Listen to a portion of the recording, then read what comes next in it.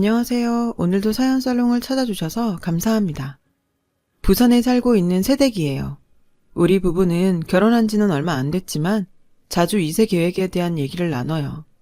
둘 다 아이를 좋아해서 둘 이상은 낳을 생각이죠. 저는 유치원 교사 일을 하고 있어요. 아이를 좋아해서 시작한 일이지만 솔직히 아이 돌보는 일이 힘들기는 해요. 그래도 아이들의 웃는 모습을 보면 피로가 싹 사라져요. 이런 거 보면 유치원 교사 일이 제 천직이긴 한가 봐요. 유치원에서 일을 하다 보면 아이들은 물론 학부모들도 많이 만나게 돼요. 가끔은 뭐 이런 부모가 다 있나 싶은 학부모도 만나게 되고요. 제가 사연을 보내게 된 것도 바로 그런 학부모에 대한 얘기를 하기 위해서예요. 어떻게 보면 제 인생에서 가장 충격적인 일이기도 했거든요. 제가 유치원 교사를 꿈꾸게 된 건 고등학교 2학년 때부터였어요. 그때까지만 해도 저는 꿈도 없었고 수능 점수에 맞는 대학에 원서나 넣자는 심정으로 살고 있었어요. 그러던 어느 날 학교에서 직업체험 행사에 참여하게 되었어요. 저희 학년 전체가 의무적으로 참여해야 하는 행사였죠.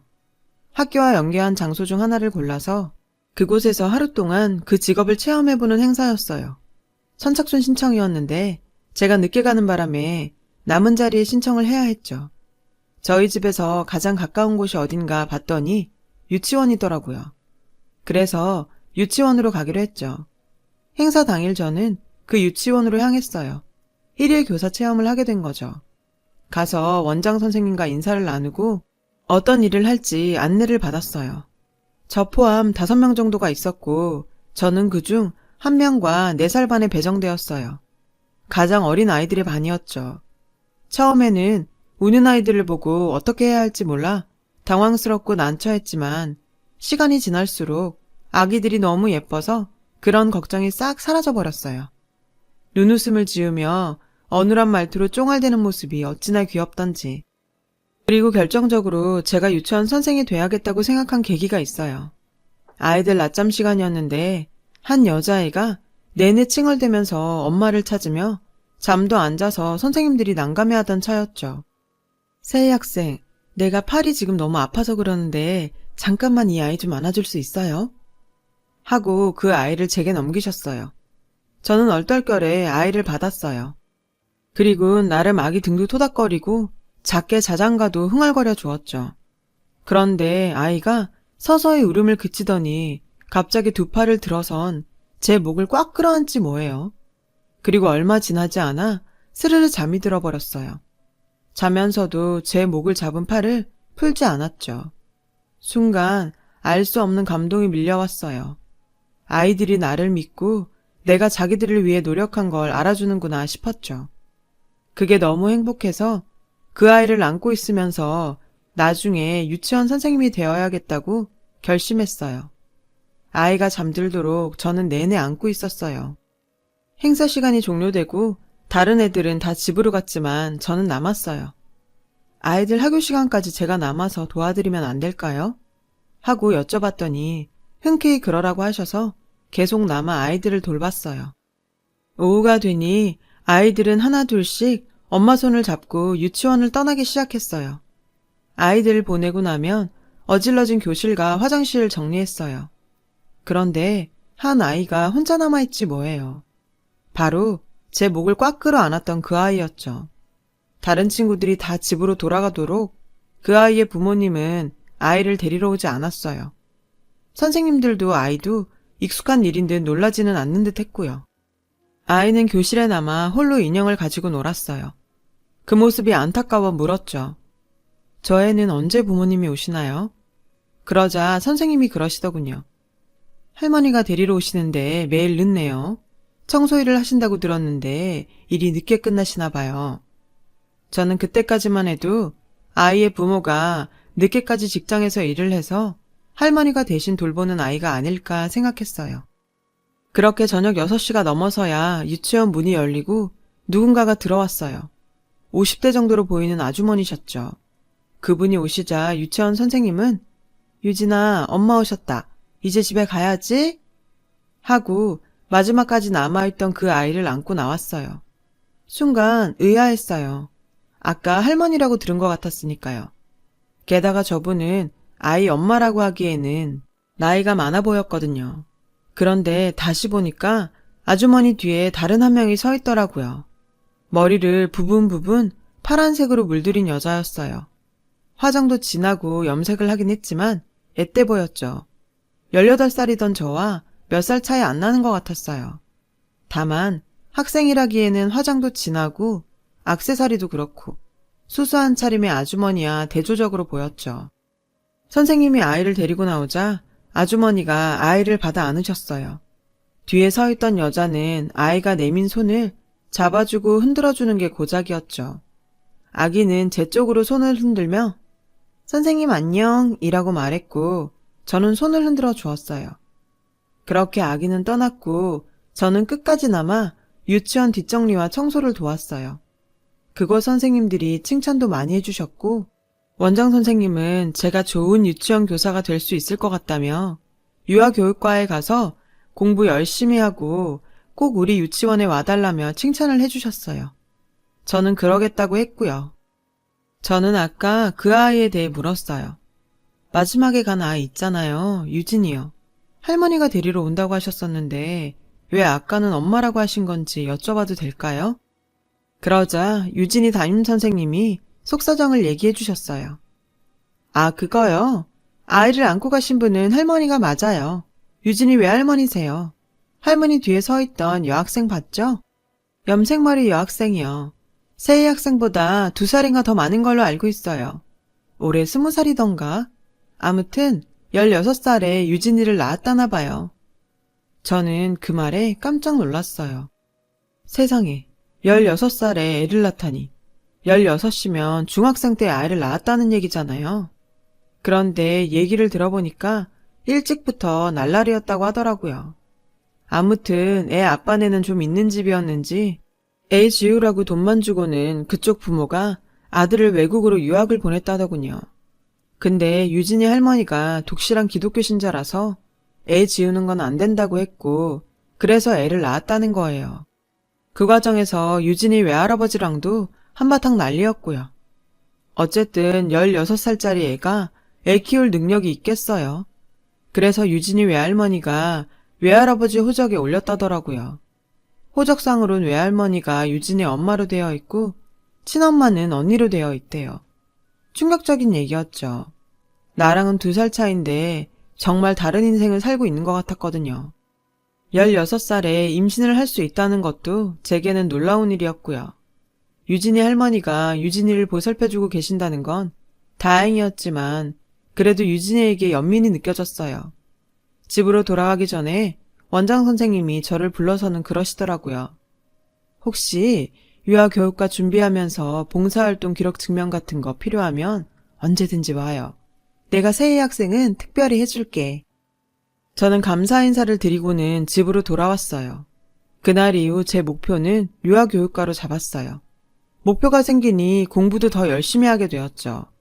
여름방학이나 주말에는 그 유치원에 가서 봉사활동을 했는데 자주 가다 보니 아이들도 저를 잘 따랐고 특히 유진이가 저를 참 많이 따랐어요. 그때도 유진이는 늘 제일 마지막에 집으로 돌아갔어요. 어쩔 땐 할머니가 오시고 어쩔 땐 엄마가 와서 데리고 갔어요. 그런데 엄마는 아무래도 유진이를 잘 못 돌보는 것 같더라고요. 애를 낳는 것도 그렇고 달래는 것도 미숙해 보였죠. 유진이가 칭얼대거나 말을 안 들으면 아 진짜 어쩌라고 너만 힘들어? 그러면서 애한테 짜증을 부려댔죠. 제 또래라 그런가 볼 때마다 묘한 감정이 들었어요. 말로만 듣던 청소년 부모의 모습이 이런 건가 싶기도 했고요.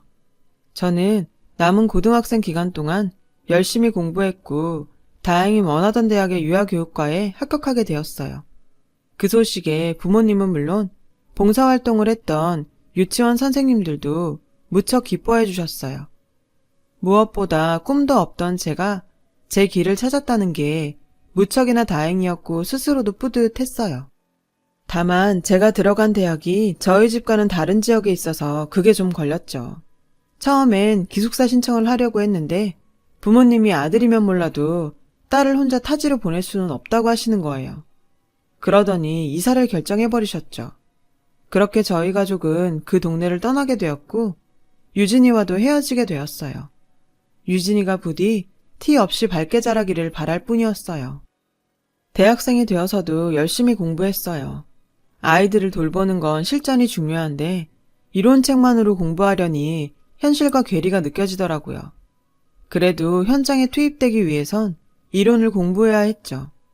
3학년이 되자 현장 실습을 하게 되었는데 아무래도 고등학교 때 봉사활동을 한 게 많이 도움이 되었죠. 어느덧 시간이 흘러 저는 졸업을 하게 되었고 여러 군데 이력서를 넣은 끝에 정식으로 유치원 교사가 되었어요. 막상 유치원 교사로 현장에 투입돼 보니 봉사활동 개념으로 하던 것과는 천지 차이더라고요. 훨씬 힘들고 바쁘고 신경 써야 할 일도 많았어요. 아이들도 일일이 챙겨야 하고 무엇보다 학부모님과의 소통이 중요했죠. 우리를 믿고 아이를 맡기는 거였기에 신뢰를 쌓는 게 무엇보다 중요했거든요. 그렇다 보니 손이 가는 곳이 한둘이 아니었어요. 받는 급여에 비해 노동량도 많고 노동 시간도 길었죠.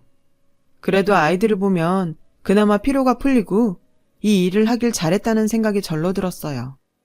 부모님은 딸이 유치원 교사라고 했더니 주위에서 중매서겠다는 분들이 많다며 좋아하셨어요. 그러면서 은근히 저를 자랑스러워 하시더라고요. 제가 취직하고 얼마 뒤 저희 집엔 좋은 소식이 들렸어요.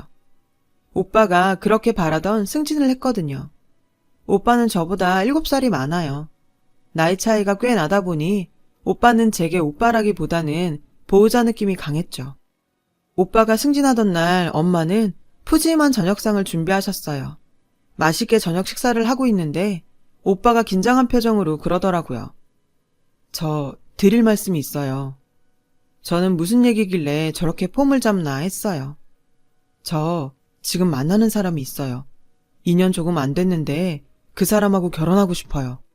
승진해서 연봉도 오를 거고 제 힘으로 가정을 꾸릴 수 있을 것 같아서요. 사실 승진 발표 나면 말씀드리려고 기다리고 있었거든요. 오빠한테 여자가 있는 줄도 몰랐는데 갑자기 결혼이라니 저와 부모님은 어리둥절했어요. 하지만 생각해보면 결혼할 나이도 됐고 벌이도 확실하겠다 못할 것도 없었죠. 처음엔 당황했던 부모님은 이내 잘 됐다고 좋아하셨어요. 안 그래도 오빠 혼처를 알아보시던 엄마는 특히나 더 그랬죠. 그런데 왠지 오빠 표정이 밝지만은 않더라고요. 그런데 미리 말씀드려야 할 게 있어요. 제가 만나는 사람 부모님이 안 계세요. 어릴 때 돌아가셔서 할머니 손에서 자랐대요. 그래도 사람이 참 착해요. 화장품 숍에서 일하고 있는데 능력도 있고 성실해요. 편견 없이 봐주셨으면 좋겠어요. 평소 저희 부모님 집안을 따지거나 하는 분들은 아니세요. 사람 됨됨이를 먼저 따지는 분들이죠.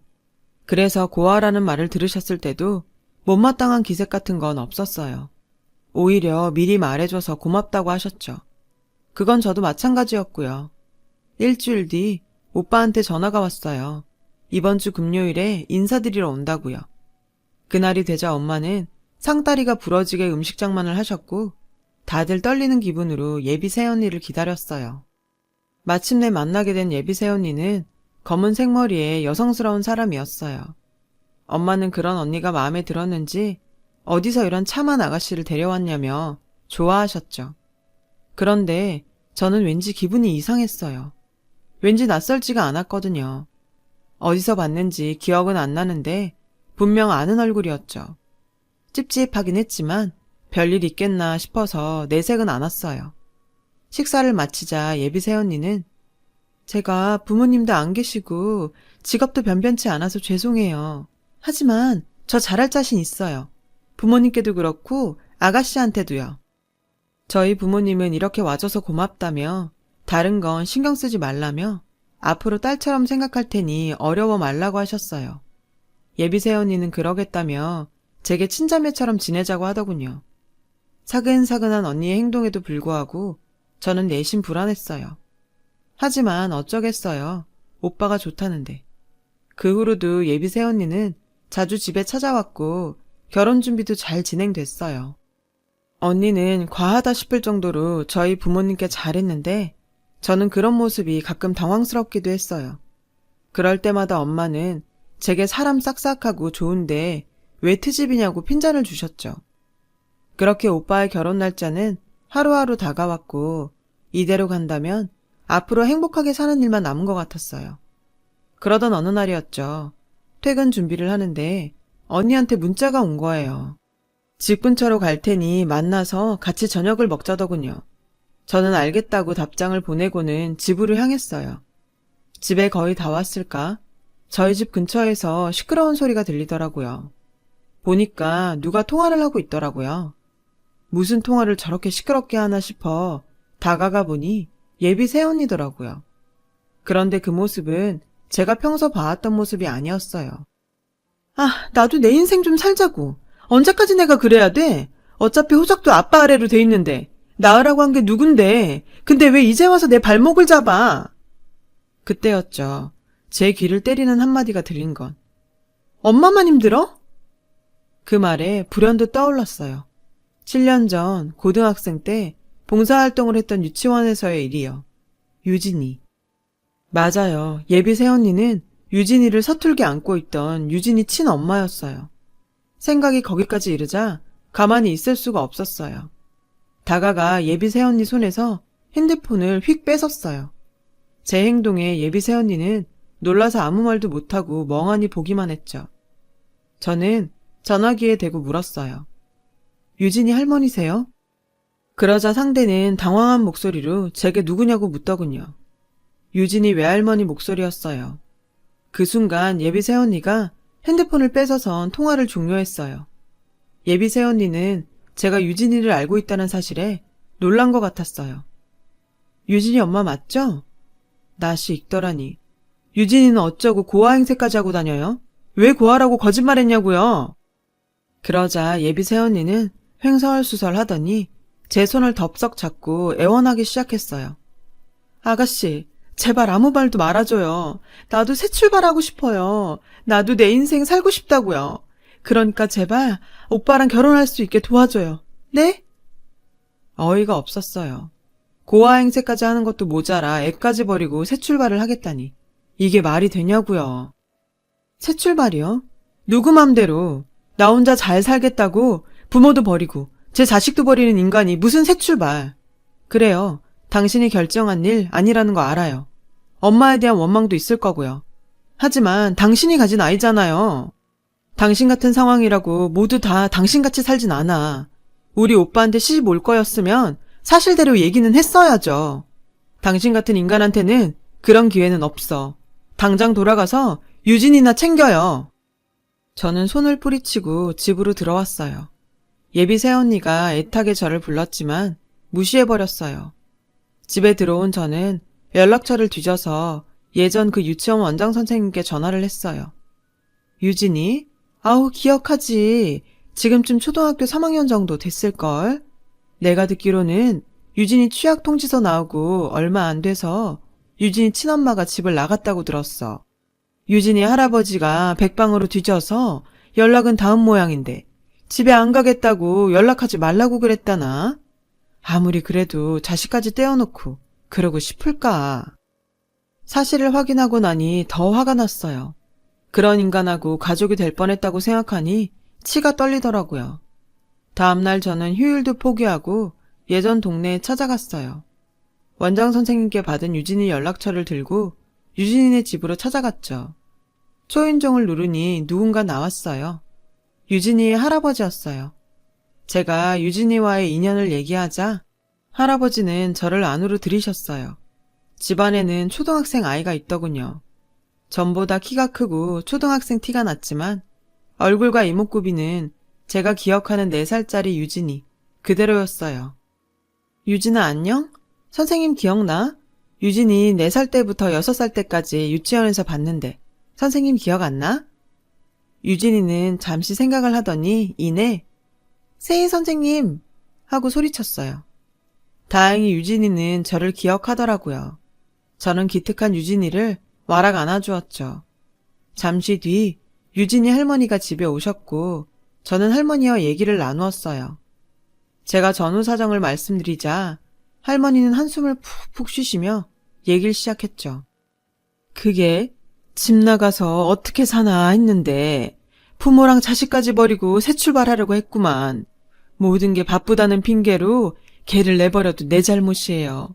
아가씨 가족한테는 정말 미안해요. 할아버지께서는 딸이 당신 전화는 받지도 않는다며 딸이 있는 곳을 알려달라고 하셨어요. 그렇게 저는 할아버지와 함께 집을 나섰어요. 그리고는 오빠한테 연락해 회사 앞으로 할아버지를 모시고 갔어요. 회사 앞 카페에서 할아버지와 함께 기다리고 있는데 유리창 너머로 오빠가 오는 게 보였어요. 유진이 엄마도 함께요. 오빠는 저를 발견하곤 다가왔어요. 뒤따라오던 유진이 엄마는 제 옆에 있는 자기 아빠를 보고는 얼음이 되었어요. 네가 네 인생 살고 싶은 건 이해한다만 그렇다고 지 자식도 버리고 살아있는 부모를 세상에 없는 사람 만들 줄은 몰랐다. 네가 그러고도 사람이냐? 그 말에 얼굴이 하얗게 질린 예비새 언니는 할아버지를 끌고 밖으로 나갔어요.